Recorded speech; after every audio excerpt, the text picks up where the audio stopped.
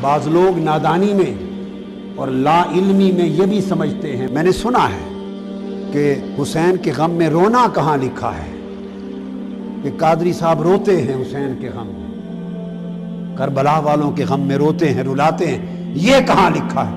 آؤ میرے پاس تمہیں بتاؤں میں کیوں روتا ہوں۔ مصطفیٰ روتا ہے، خدا کی قسم مصطفیٰ نہ روئے ہوتے تو میں کبھی نہ روتا۔ حضرت ام سلمہ سے پوچھیں، ام المومنین ام سلمہ فرماتی ہیں کہ میں آقا کے گھر داخل ہوئی، حسین حضور کی گود میں تھے۔ کتب حدیث میں معجم طبرانی کو اٹھا کے دیکھیں، سیاستہ کی کتابیں دیکھیں، مسند احمد بن حنبل کو دیکھیں، طبقات ابن سعد کو دیکھیں، بہقی کو دیکھیں، مسند ابو یعلا کو دیکھیں، ہماری کتب سیاستہ کی دیکھیں۔ حضرت ام سلمہ فرماتی ہیں آقا کے گھر اندر داخل ہوئی، حسین مصطفیٰ کی گود میں تھے اور مصطفیٰ کی آنکھوں سے آنسو رواں تھے۔ بتا رہا ہوں کہ طاہر القادری کیوں روتا ہے حسین کے غم میں، اور وہ جنگ والوں اور پاکستان والوں کو کیوں رلاتا ہے حسین کے غم میں، اس لیے کہ مصطفیٰ روئے ہیں حسین کے غم میں، اور جس کے دل میں ایمان ہے وہ حسین کے لیے روئے گا۔ یہ رونا صبر کے منافی نہیں ہے، اگر اسے صبر کے منافی سمجھو تو دیکھو بات کہاں تک جا پہنچے گی۔ مصطفیٰ رو رہے ہیں۔ ام المومنین ام سلمہ فرماتی ہیں میں نے پوچھا یا رسول اللہ ما یبکی کا، آپ کو کس چیز نے رلایا ہے؟ آقا صبر کے پہاڑ ہیں، آپ کیوں رو رہے ہیں؟ میرے آقا نے فرمایا ام سلمہ اتانی جبرائیل واخبرنی ان ابنی الحسین یقتل بعدی بارض یقال لها کربلا واتانی بتربۃ حمراء۔ ام سلمہ کیوں نہ روؤں؟ ابھی جبرائیل امین میرے پاس آئے اور مجھے جبرائیل نے خبر دی ہے یا رسول اللہ حسین سے آپ کو بڑی محبت ہے۔ میں نے کہا بڑی محبت ہے۔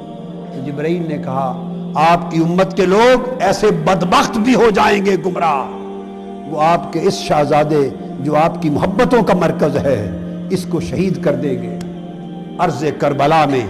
اور جبرائیل نے سرزمین کربلا کی مٹی لا کے مجھے دی ہے جہاں میرے حسین کا مقتل ہوگا۔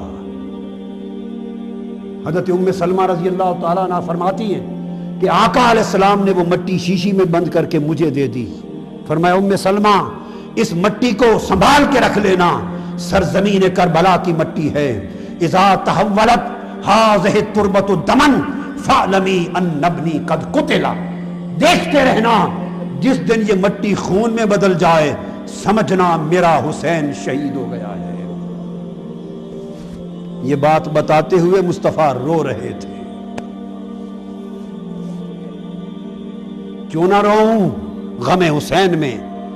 امام خطیب بغدادی روایت کرتے ہیں کہ آقا علیہ السلام کی بارگاہ میں خطیب بغدادی روایت کرتے ہیں حدیث، کیوں نہ روئیں غم حسین میں؟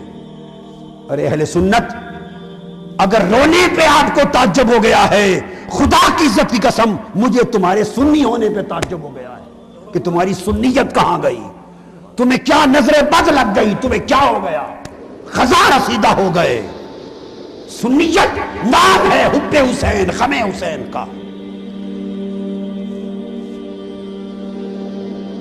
خطیب بغدادی روایت کرتے ہیں کہ آقا علیہ السلام کی بارگاہ میں ایک زانو پر حسین بیٹھے تھے، ایک پر آپ کے شہزادے ابراہیم بیٹھے تھے، بیٹا ابراہیم اور شہزادہ حسین، دو شہزادے بیٹھے۔